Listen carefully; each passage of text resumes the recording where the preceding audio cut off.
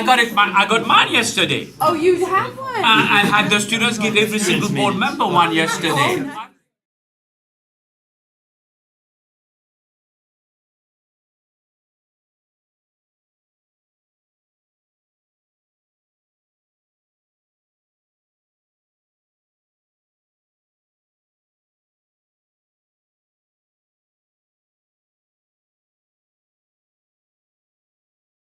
The name of the other student? Sherry? Sherry? I know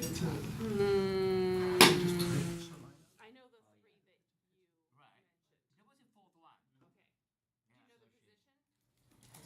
you. I think she's one of the vice presidents. Yeah, there was a vice, all of them were vice presidents. All of them were vice One was president. Publications. The other was external affairs. Okay, Sadia. I've only got the core, like. Sadia Khan. Sadia. Sadia. No, I mentioned Sadia. Oh, okay. Sadia, Sana? Colleen, and there was one more. There's a guy. Dion? Dion. Okay. Dion. Yes, Dion. Good job. Thank Yeah, you. hey. Yeah, it's Thank you. impressive. Oh, you passed the test, so you I qualify. just told him I You can get into that fight with whoever you want to fight. That's fine. I'll put my money behind you now. I know you're going to win. If if I gave you 3 guesses, you would get it. Oh, I know exactly who you are. Say no more. It's Crystal's favorite person. Yeah, say no more. I know exactly. 3 guesses and the first 2 don't count. Okay. So we get started? Do we have a quorum? let me count. Because we're already 20 minutes behind schedule, right? 5, Earthquakes will do that to you. 7, 8. Earthquakes. Thank God we didn't get a real one. Yeah, I was telling everybody in my area, I'm like, yeah, you'd all be dead. You'd be like hanging out under the building. I'm like, that's where you're not supposed to be. I told them, yeah, move. Yeah. All right. So we call the meeting to order? I think you can call the meeting to order. Okay. I think you'll just have to skip approval of Okay. minutes. All right. Okay. You can go to information items and maybe All right. somebody Well, else let's will call show the up. meeting to order. Public comments on non-agenda items. That's always a big seller. All right. Very good. So we skip the approval of the meeting notes, right? Yes. Then we go to information items. Well, my update is going to be very brief. I think the college is doing exceedingly well. We had a great board meeting yesterday where we celebrated the successes of the school. Mr. Mika Alexander can brag a little bit about how well our transfer center is doing. We did transfer 280 students to UCLA this fall, which places us above the average transfer rate per community college, which is 25%, and we are at 27%. And Dr. Juni has all the numbers for all of you. If you are interested in knowing how many we transferred, we are doing exceedingly well. Despite the fact that UCLA took fewer transfers for this fall, PCC still transferred 280 students to UCLA. As you know, the invitation went out to all the colleges. The official information went to all the community colleges last Monday. Pasadena City College is now number 2 in associate degrees of transfers awarded for the 16-17 year.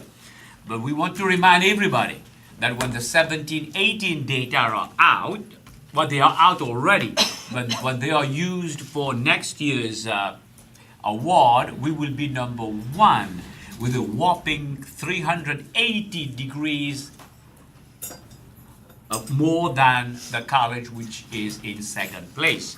So we're doing very well, and the transfer center is doing exceedingly well. Faculty and staff, we need to thank all of you for all the work that you are doing.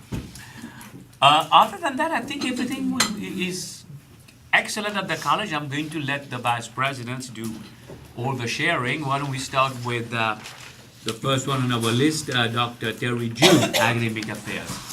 Thank you. I'm going to be pretty brief too.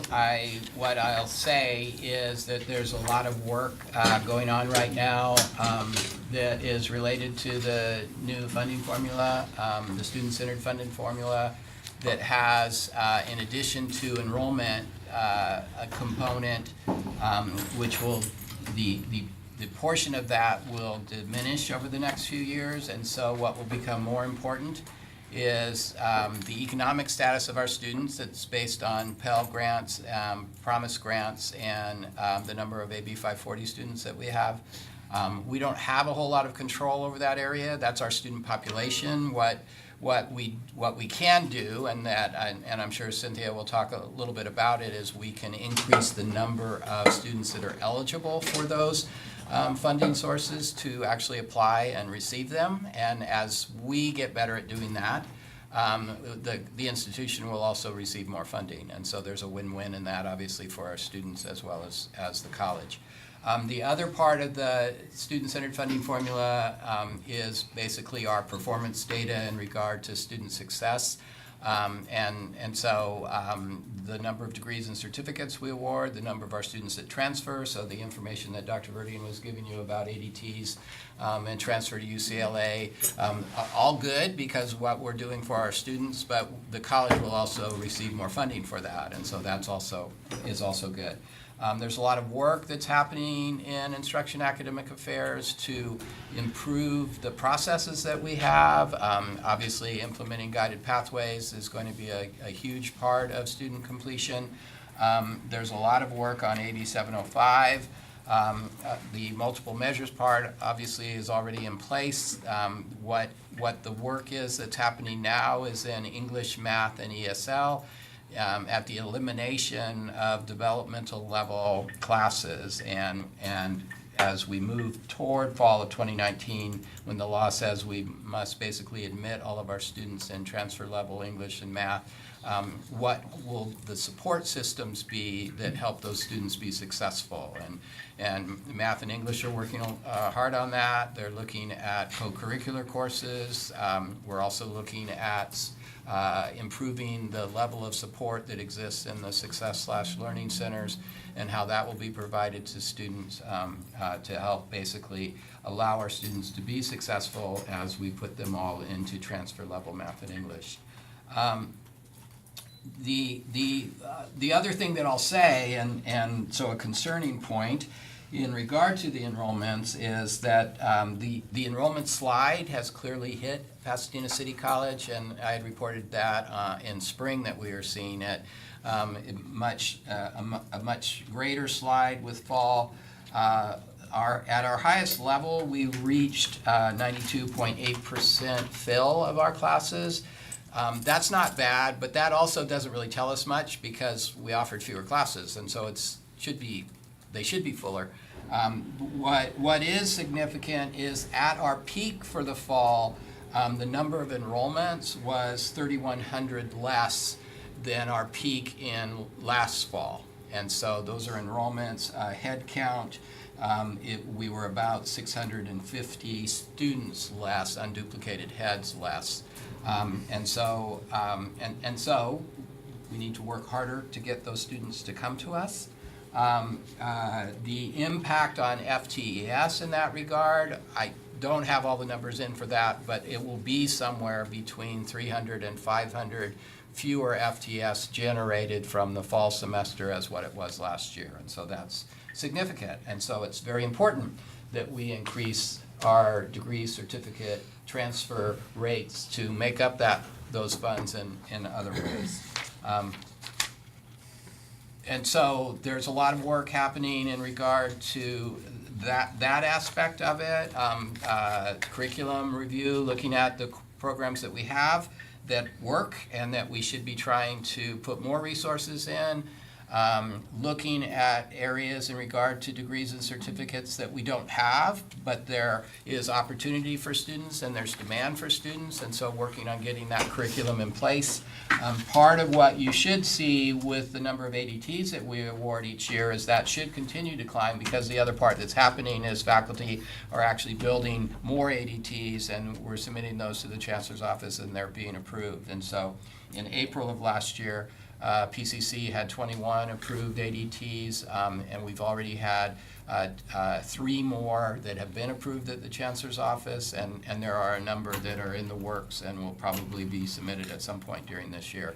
And so our ADT numbers will also go up because there will be more opportunity, more degrees that students can choose from, and they're in areas where there should be great interest. So So that's all I'll say today. Thank you. Questions for Dr. Junie? Actually, the one thing I will indicate, I will provide a copy. I know Dr. Verdian wanted this last night in regard to the transfers to UCLA. I was able to get it this morning. I'll obviously give it to the transfer people so that you have it. Obviously, from that standpoint, the breakdown, the demographics, and I have the data on that, so you can see the number of Hispanic, Asian, and African Americans that were part of those students that transferred. So. All right, excellent. No questions for Dr. Junie? Dr. Olivo, Student Affairs. I also wanted to echo my congratulations to everyone, and especially my team member, Tamika Alexander, for her hard work with transfer. We are number 2 for 16-17, but then for the year 17-18, we're number 1 by around 400 ADTs awarded. So just thank you so much for your leadership and for working collaboratively, because transfer, the responsibility to help students transfer falls on all of our shoulders. And so we thank you. And then also for financial aid, I wanted everyone to be aware, there was the Wheelhouse Institute produced a report called Money Left on the Table. And what they did is they analyzed how good is our system at awarding financial aid to students? How well are we maximizing Pell Grants?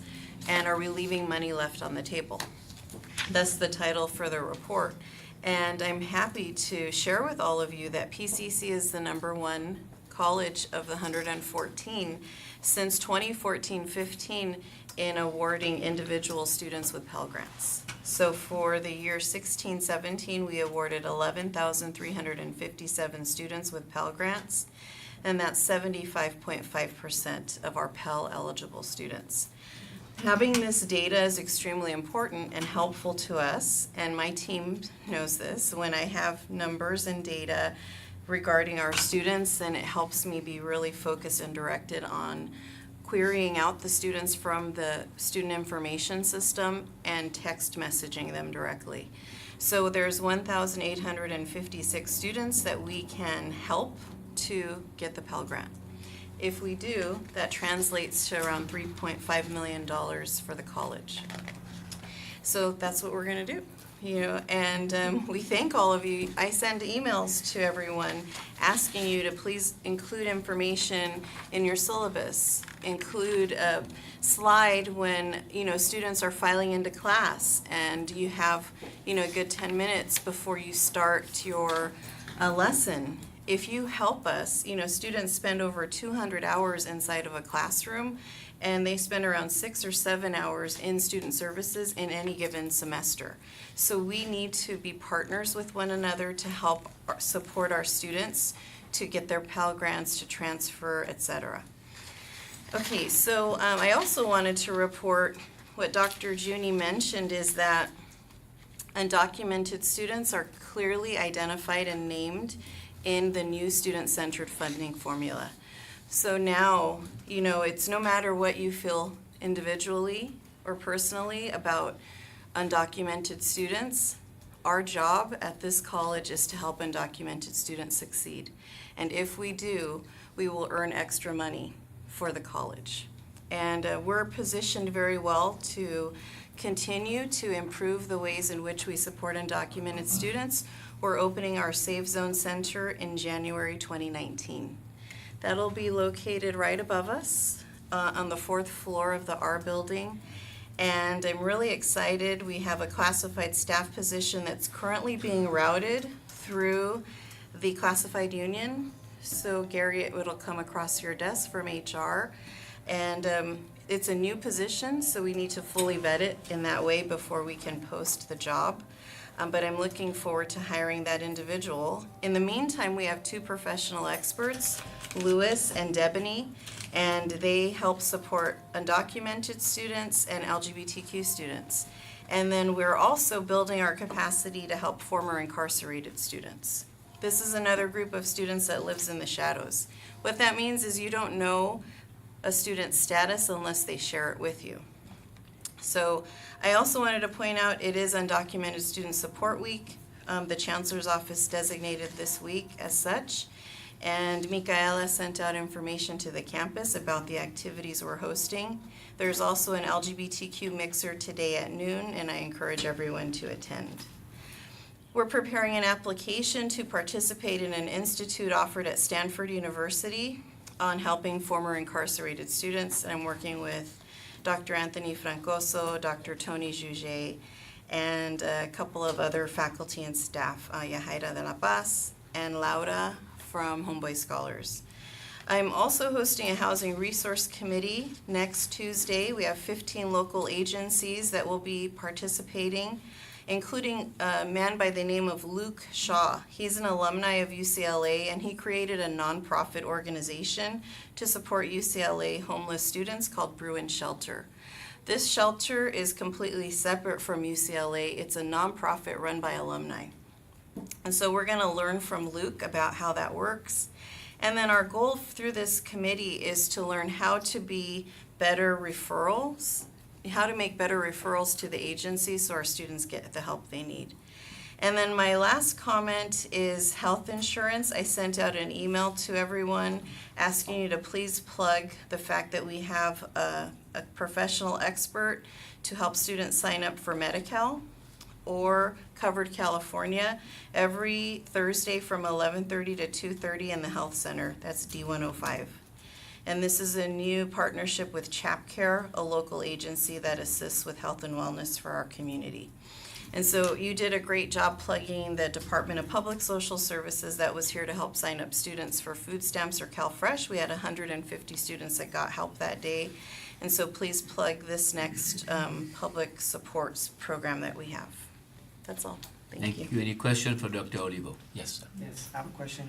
What time did you say exactly on Tuesdays and Thursdays? It's on Thursday, 11:30 to 2:30 in D105. And that would be amazing if the courier could plug that. All right. Thank you. All right. Other question for Dr. Olivo?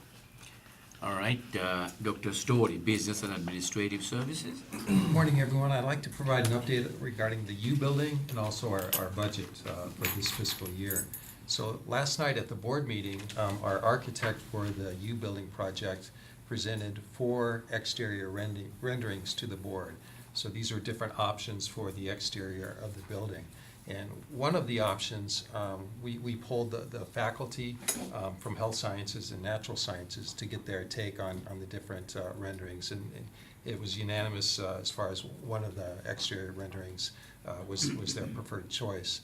So GKK presented all 4 options to the board last night, and the board approved the same plan that was favored by the faculty. So we're excited to move forward with that exterior design. The architects, GKK, they're still working with the user groups as far as the specifications within the interior of the building. And the idea is to have all the plans ready to be submitted to DSA, the Division of State Architect, by late December or sometime in January. And that'll give DSA a 6-month lead time to review the plans, give us time to make adjustments if there are any required adjustments, and have the plans finalized before we break ground and begin construction sometime in the summer of next year. So we're moving forward with that project. Related to the budget, last night at the board meeting, the board approved our recommendation for the Educational Protection Act account and EPA. And what the EPA is, it's funding provided by the state. It's temporary funding relief to community colleges and K-12 institutions. So back in 2012, voters approved Proposition 30, which provided additional funding from sales tax and income tax. When it was approved, it was a 4-year extension of sales tax of 0.25%, and also an increase in personal income tax for a 7-year period for high-earning individuals. So individuals earning $250,000 more or more per year, or joint filers earning $500,000 or more per year. In 2016, voters approved an extension, Proposition 55, which extended the income tax component of the measure. The sales tax component expired, but the income tax component remains, and that'll remain in effect through the year 2030. And what that means to us at PCC, I mention this because it's a very material number for us. It's about $21.7 million of our budget this year, which is about 13% of our general fund budget. So that's a very material number that we get as a result of that proposition. And we were required to submit to the board approval how we'll spend those funds each year. And there's limitations on how we can use that funding source. We can't use it for administrative salaries and benefits, but we could use it for any other purpose. And what we do at Pasadena City College is we allocate those funds entirely to instructional salaries and benefits. So it's funding instructional salaries and benefits. So the board approved that. I thought you just said that we can't use that for salaries and benefits, and now you're saying. We can't use it for administrative Oh, salaries okay. and benefits, but we can use it for instructional salaries and benefits. So that was approved by the board.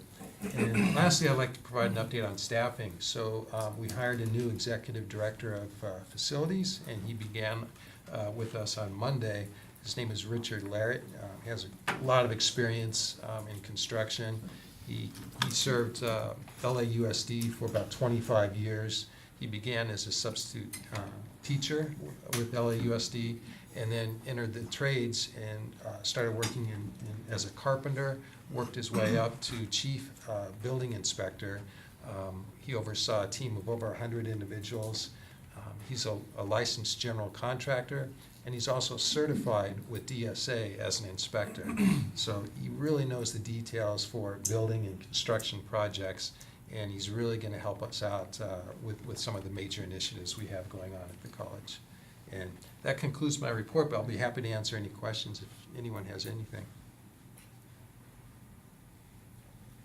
Well, let me add one more thing that maybe I should have mentioned. The board yesterday approved the hiring of a vice president. Not the hiring, but I guess the hiring of a vice president for human resources. Mr. Bob Blizinski will be starting on Monday. This coming Monday, he's going to be with us.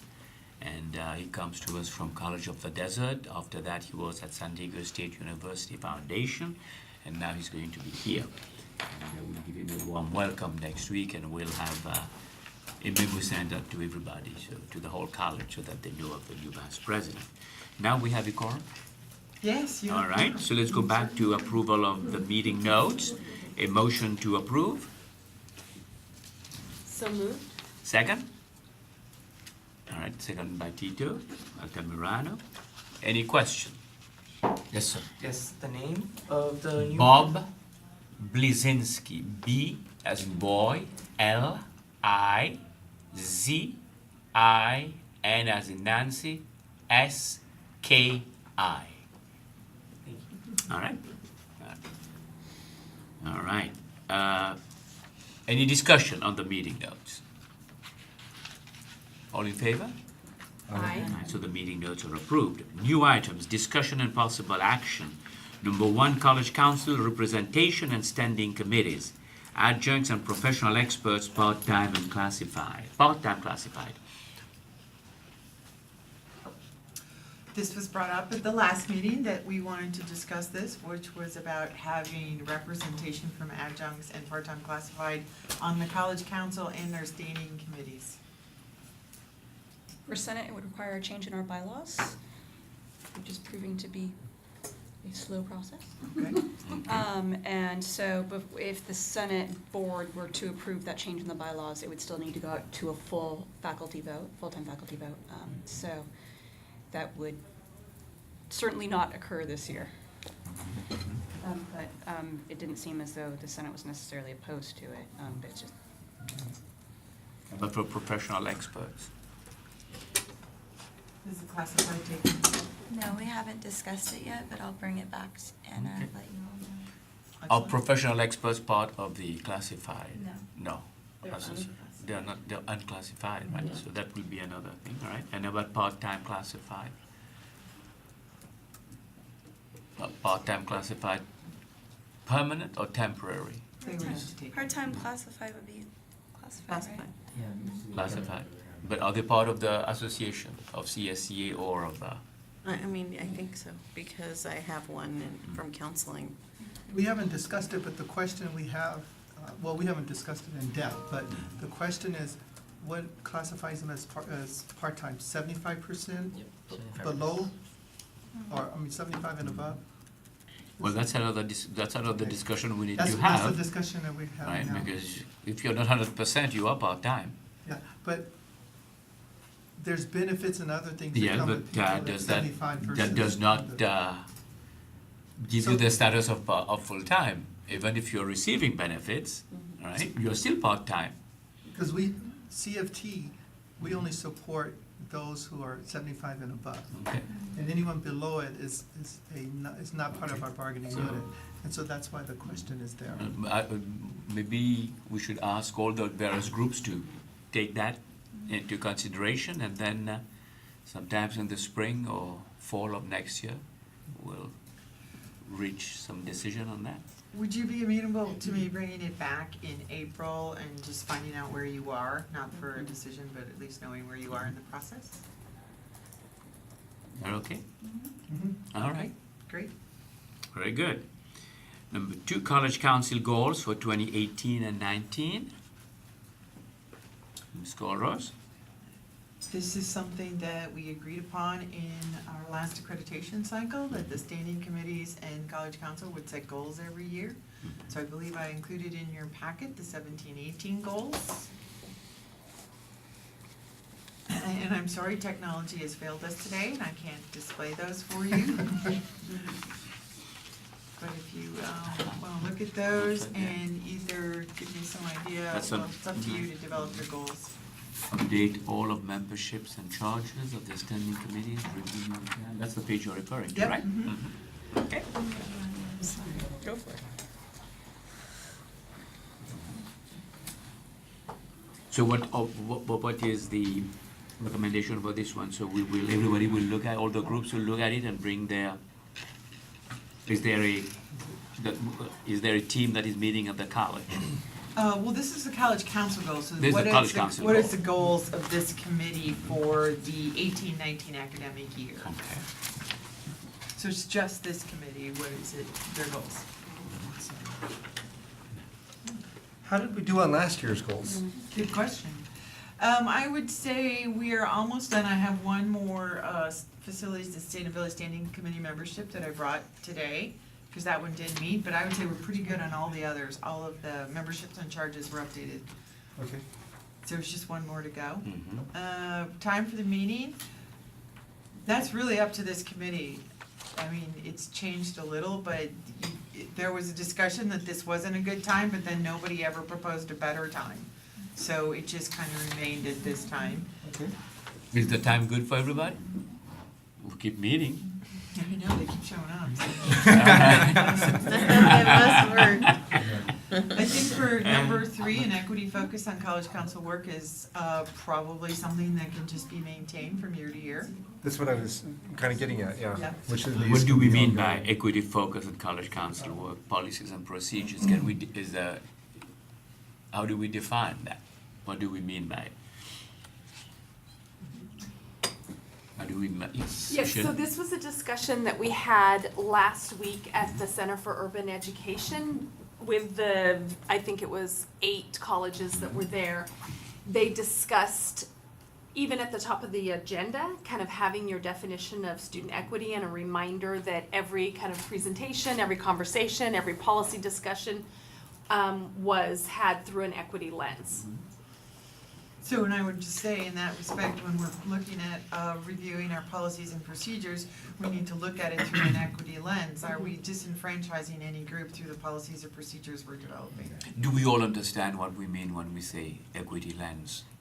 Do we have a college-wide definition of equity lens so that we all are viewing that with the same lens? Yeah, I think that language is right on our equity page on our website, and maybe we could even do something like have a training from Dr. Micaela Maris-Tamayo for our committee so that we're all on the same page. If we say that the college council has an equity focus, how would we measure the success of that equity focus of the college council? What is it that college council has to do for us to say, yes, we are successful, we have met that equity focus?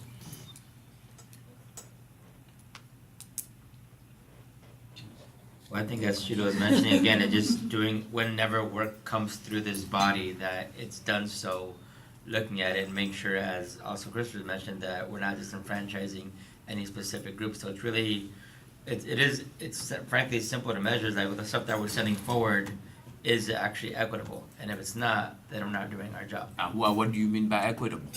Define equitable for me. It is Because not- this will come at some point where we will have to define that. What do we mean by it? Right, that it's focused on closing equity gaps for our students, right, who are not achieving at the same rates. Will we give me a concrete example of what closing that achievement gap means? Right, so I would say that all of our work from Uh-huh. how, we have 9 standing committees, Okay. is that correct? They have Right. different roles.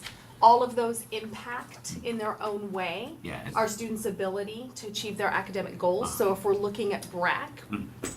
how resources are distributed, if they're having a conversation about how they're distributed in ways that have been proven to support students achieving their goals. So when I'm talking about a training, I'm not just talking Right, about for right. this group, but for everyone okay. who's chairing those 9 standing committees. Uh-huh. Well, let me make a suggestion. And I won't be here to see it implemented, but I think it would be a good thing if I leave you with that suggestion, and you could perhaps take that as something that we could maybe afterwards pass on to all committees. You mentioned, I didn't say BRAC, you brought BRAC up. What if we take BRAC as the guinea pig for that exercise? And That'd be a You're great idea. welcome. Thank you. take BRAC as the guinea pig for that exercise, but we say, okay, Pasadena City College has defined equity focus as these measurable outcomes, right? Now we're going to see how our system at Pasadena City College is going to measure the success of equity focus by looking at those outcomes through all the standing committees of College Council. And we're going to use BRAC as the first committee to put that to the test. So we will take the, well, I don't know how many you have, right? Outcomes for the success of equity focus. We'll take them, lift them and place them with BRAC, and BRAC will show how in the dispense of its function, it is meeting those measurable outcomes that we've said. And that's, yes, Ms. Rogax. I would probably add that the strategic planning committee should be something to pilot that as well. There's Okay. a lot of overlap between, I was going with one, but you are suggesting 2, that's fine by me. No? The more the merrier. Yeah, so they will have 2 groups then, so we'll, the BRAC and the Strategic Council, the Strategic Planning Council, right? Okay. And I don't know how long it will take you, but I hope that in the spring semester, you could give us a sample of the work that you've done and how we are measuring. And I'm sure, correct me if I'm wrong, Dr. Olivo, and I'm sure that if we were to do this and show how we mean what we say, and how the committees we have on this campus are showing how they are successfully achieving that equity focus through their committees, we could be a beacon of hope for the whole region. Let's go to the world. Yeah, You know, it always starts with a little thing. you're right. Huh? Yes, Okay. you're We'll right. have a global And, impact. and I would also say, I mean, I think committees is a great way, Uh-huh. also because we all review policy language here. I just glanced at HR, for example, and if there is an equity focus on this, Right. you know, it says equity and equity-mindedness training clearly spelled out, so we're already working towards Right. realizing that goal by reviewing every policy through that lens. Right. So, I- great job, and I think, utilizing some of our standing Right. committees to test that out, will be great. Okay, I think you said something, I don't know exactly whether they were yesterday or this morning, Dr. Olivo, is that maybe we could work with the Academic Senate and put that equity focus in all our curriculum. Maybe not necessarily curriculum, but at least in what we give students. That this class, just as we have other things in our syllabi, right? How do we measure, how do students know what their grades are based on? I mean, I guess we can also show how our, the syllabus we give student, explain to the student that this class, we are also making sure that we are achieving that equity focus. I think we're probably going beyond that. Our goal is a little bit more ambitious. Okay. For the last 3 meetings, we've been talking about equity as our Uh-huh. primary focus for the year. Sheila's been leading the discussion on that, so it will affect everything in our All right. 10+1. All right. Okay. Well, thank you for all of you who are making this possible. I think it is a great thing that we can demonstrate that. All right. Anything else on College Council goals? So that will come back in April, you said? Yes, and if you have any suggestions at that time, anything to add to the list, Right. that would be wonderful. All right. About Facilities and Sustainability Standing Committee membership. It's a proposed membership Okay. as, there used to be two separate committees, the Facility Standing Committee and the Sustainability Right. Standing Committee. This group decided to combine them, Mhm. but when we combined them, we didn't do anything about adjusting the membership into one. So I did that, because now we have an executive director of, facilities and construction, we may wanna hold off and have me send this to him and see how he feels about it before, and I'll let him bring back his suggestions to this Okay. committee. I I second forgot that. he was coming. Right now. I forgot he was arriving. No, I second that. He'll be here long before you know it. I said I second that only because when looking at the membership regarding number 3 and number 12, both facility service supervisors, depending on when this committee would actually meet, for those of you know, we have again swing shifts, we have a lot of true, different yeah. shifts, and having it that specific, I think that might impede. At least, I mean, you most likely get one, but I highly doubt we'll be able to get Yeah. 2. So just a matter of just leaving it as an MA as opposed to that specific. If the superintendent president will be appointing number 3, then leaving 12 to be more. Which means that both of them will be there. So then, I would just suggest that the committee makes the recommendation to send this to our new executive director, Richard Larrett, to have him review and bring back a proposed charge and membership to the next meeting. Okay. We'll Okay. take a vote on that. We take a vote on that? All right, a motion? What Crystal just said? Yes. Okay, and the second? I'll second. All right. Discussion?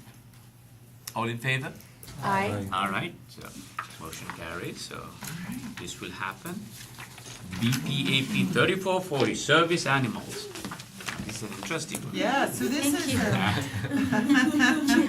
This is going to go out So I'm now, just- right? Yes, so let me just clarify a few things. This has actually come across my desk in multiple forms over multiple years.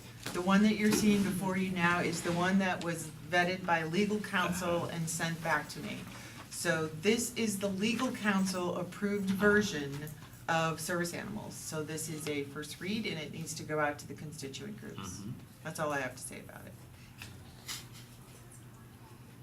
The superintendent shall annually submit to the state chancellor an affidavit that contains all of the following. Are we doing that right now? I'm just telling you what legal counsel told me. Because this is part of the AP. I'm just saying. Wow. So, do you know why legal counsel, I'm just reading the board policy, but they limit a service animal to dog, where law also Has includes little horse. miniature horse. Miniature horse is in here also. But it's not in the BP. Oh. It's not in the BP. BP, it says a service animal is any dog That that is- is. Yeah, uh-huh. I understand that, and I'm telling you, this is what legal counsel sent back to me. So Well, you we My probably understanding don't know is- why they didn't I have include no idea, miniature this is horses. exactly what I got back. Who is liaising with legal counsel? I got this from Charlotte Williams in Human Resources, she sent it to me. And she Charlotte said- Moore. Charlotte Moore, Moore, okay, yes, so sorry, we Charlotte have Moore, right. a vice president coming in on Monday. I believe that's the second task you'll drop on his desk. Sure, So Charlotte, to take a look at this and saying, why is it that we have only dog when the federal law has also miniature horses? So that he can figure out whether we should change counsel or not. that'll be totally up to you folks, 'cause I did not touch this when I got it back. Yeah, because I mean, And I'm not Because- really sure we wanna tell them they can bring a miniature horse, so. Well, and that might have been, I Good mean, thought. there is an issue with us allowing a miniature horse as a service animal. But you do realize that if your board But policy someone could- does not include that, this policy will be challenged. That it's. There are many groups out there that will challenge this policy as soon as it becomes official. Right, and, Yeah. and so that's what my concern is. I Yeah. mean, I get why we might want to limit it to dogs, but I'm also concerned for the reason that Rajan just said, that if we do that, and Yeah. that's basically less than what the law allows, that someone's gonna challenge it. All right, so we'll take that back, so let us not distribute it right now. We'll have the vice president on Monday take a look at it. Okay. All right, and then, Should I tell him not to bother sending it out to legal counsel? Because well, I mean, he can figure out if he said we need to send it to legal. Well, I think someone needs to ask legal why? why they limited it to Right. dogs. Uh-huh. They might have a really Right. good reason, Yeah. but we don't know what it Right. is. I was going to suggest that you make that call to legal, but since the VP is coming on Monday, he can call legal. I'm totally different, Bob. Yeah, it'll be his. I'm not asking about literature Nah. versus. Not opening that can of worms. When I read this, one thing came to mind, and it's that it's a misdemeanor to misrepresent an animal as a service animal. And so, I mean, it's punishable by law. I have a penal code reference here if you need it, but I don't know if something like that should be included, like, just an item that indicates that misrepresentation of an animal as a service animal is punishable by law. Well, it is in the law, in fact. It is, it's It is penal in the law. code 365.7. Yes, all right. Well, we probably need to remind, I don't know, but that's just something that we can have, but bring that up too, all right, with the new I'm jotting VP. it down right now. So the new VP can take that up with legal also. And I think it should be included, just because again, when it does get asked, we have something to actually back it up as Yeah, to say why it can't be. I would go along with that, yeah, you know. Okay, I'm jotting it down Yeah. here to give to Bob in my little memo. And DSPNS needs to come up with a process because students are to contact them to get verification that their service Yes. animal is Yes. cleared. And at this juncture, they don't have So a the process. AP should make that very clear, that there will be a process through DSPS approved by the I think the vice AP president. says that there is. It does, but they don't, But they they're need to not- know they that don't they have have a one. process. Oh, they don't know, That's what they you're don't know they saying. have a process. they need to set one up. Okay, Yeah. all right, okay. Well, I think So- for DSPS, I think you read it, that's more for emotional support animals, that goes through DSPS. But there's also say the service. yes, you're right. Yeah. That's Service completely, animal emotional is- support is completely different from. I know, that's why I mentioned Right, it. right. Because the service animal is service animals, I just put it, as part of the AP. What Leslie was mentioning was actually under the emotional support You're part. right. Now, will the college allow emotional support animals? I think it's According to this, on a under case by certain case. case by case, So yes. I did set up a process for emotional support animal, but it's been one time in the past 4 years. And what it was, and it was in consultation with an attorney, is the student must bring documentation from their psychologist or doctor. And then we will review that. And if it's a part of the student's learning accommodation plan that they need an emotional support animal, then it becomes something that they can utilize. If it's not considered a part of their learning accommodation plan, then it's not something they can. Yeah, Now- and they did, sorry, but they did very well, in this part, legal did very well, in actually like really highlighting that part where it needs certification from either students or employees, medical provider, which would be, again. And now, what kind of animal would be acceptable as emotional support? What if somebody who brings a peacock or a peahen as emotional support? I'm bringing mine. Well, again, it's reviewed on a case-by-case basis, and they have to make it very Well, I need a koala. Well, they have to make it very compelling. Ooh. I'm not, That would be a good relaxing I mean, ask Dr. Oliver. Cool. You had an issue at one point, right? There was something that happened in your office. Yes. But it was in the library first. I know, so- but It if was loose in the this is a library. public health Right. issue, Uh-huh. like an animal defecated on my conference room table, and the student did not have the appropriate medical documentation, it was not a part of the learning accommodation plan. So then I could say you cannot bring that animal to the campus. So I just will put that out there, that that's the process that we will So- follow. So there's much more work to be done in this, I believe. So why don't you? Okay, But, I yeah. don't disagree with you Yeah. on that, But- but I'm also gonna say, I am talking years that this keeps coming across my desk. So if The- you wanna keep postponing it, I'm No. fine No, with no, I'm not that. saying that. I mean, the new But VP will take we a need look a at it on Monday, deadline. but then the other thing is, at least we know that there is a law. So even though there's a little bit of a delay in the production of this board policy and the AP, the accompanying AP, there is federal law, there is state law guiding the presence of emotional support animals, guiding the presence of, how do you call the animal? Service animals on campus. So why don't we wait one more month? So we also need to somehow cover, whether it's an emotional support animal or a service animal, the consequences of the person whose dog it is, or whatever kind of animal, has to control it. Because we have had an incident recently where two emotional support dogs got in a fight in the classroom. And I don't know what the consequences were, but it probably needs to be spelled out in the AP so that they realize that if that happens. Mr. Appelli? So I do see that it is asking students to go to DSPNS for service animals as well. So we do need to see whether or not we're going to require that. The other is we have a lot of public coming into our buildings, especially the Right, library. right. And we need to make sure that we're able to delineate, you know. Be another between- issue. And then contacting campus police and ensuring that they're following through with whatever the requirement is. Mr. Altamirano? Again, I've been actually, I had a conversation with Chris about this a while ago as well, because I've been in favor of this. And again, in regard to Dr. Juni's comment, and the legal counsel did well in most areas, including actually addressing that the behavior, the appropriate behavior of said animal. And again, I think for me, it's pretty clear as far as it's stating, again, if it does exhibit inappropriate behavior and it actually lists what that may be, that the owner must handle immediate proper training techniques. And if it's repeated occurrences, it may result in the service animal being barred from district facilities and campuses. And again, it's this matter of infractions being handled on an individual basis. I just,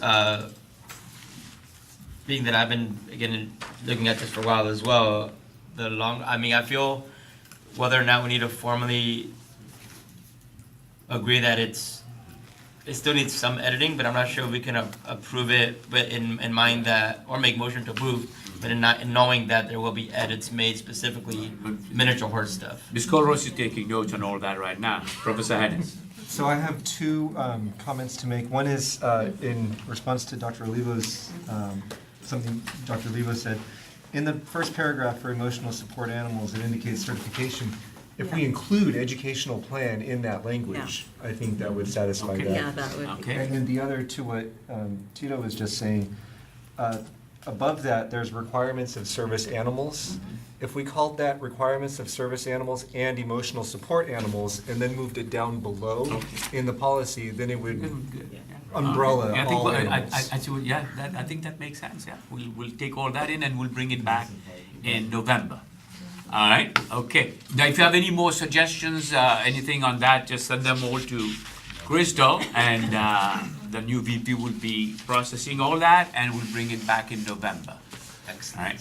Hopefully by the end of this academic year, we'll have something to send to all of you to review, and then we'll take it to the board for approval. Old items, discussion and possible action, AP 7160, professional development.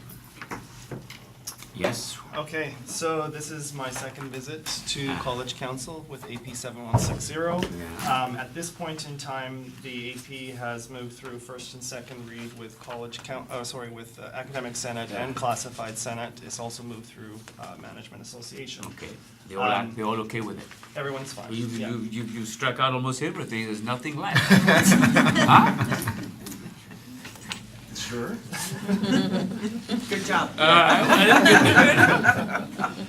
I mean, I'm happy to go through again what the No, I changes think we're okay were, with but. that, right? Well, we will, I think we're okay with, everybody's okay with it, right? There was no, I didn't hear any major complaint about it, so.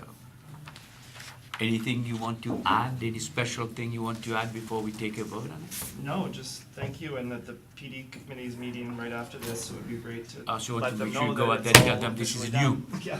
All right, do we have a motion to approve this? So moved? Second. Any discussion? All in favor? Aye. And this being an AP doesn't go to the board for approval, so Ms. Colrose can post it anytime she has between now and next year. Well, at least there's a noon.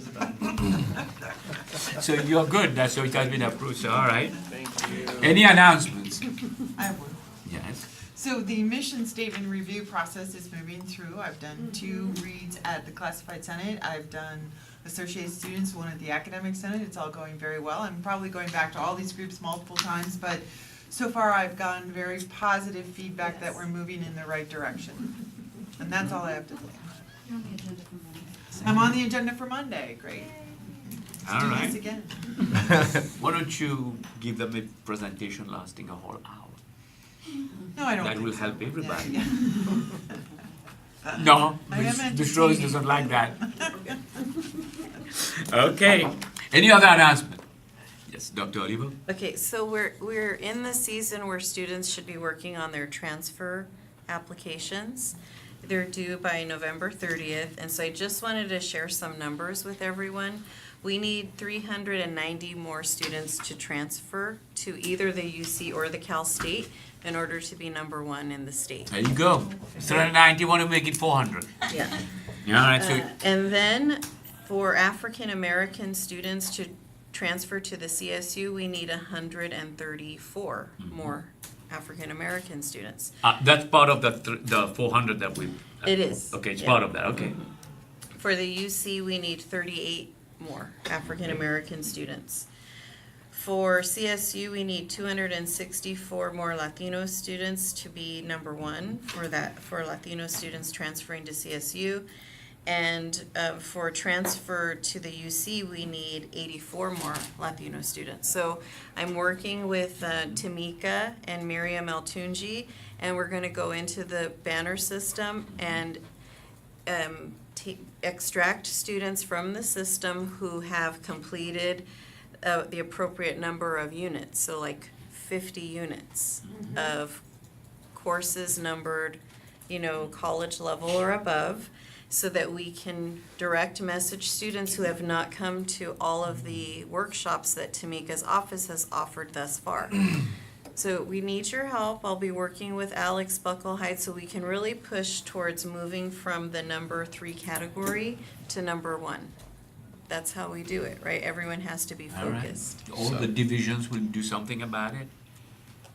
Yes, Dr. So June. just some real quick math. You started with how many more we needed to be number 1, but actually you need 520 more if you want to do all of these. So forget the 390, we're shooting for I 520. I thought that 390 included everything. Well, the No, it data doesn't. that we got is, it's not easily accessible. So I want people to understand our state is not equipped right now to easily provide this data. Tamika, where did you get this data?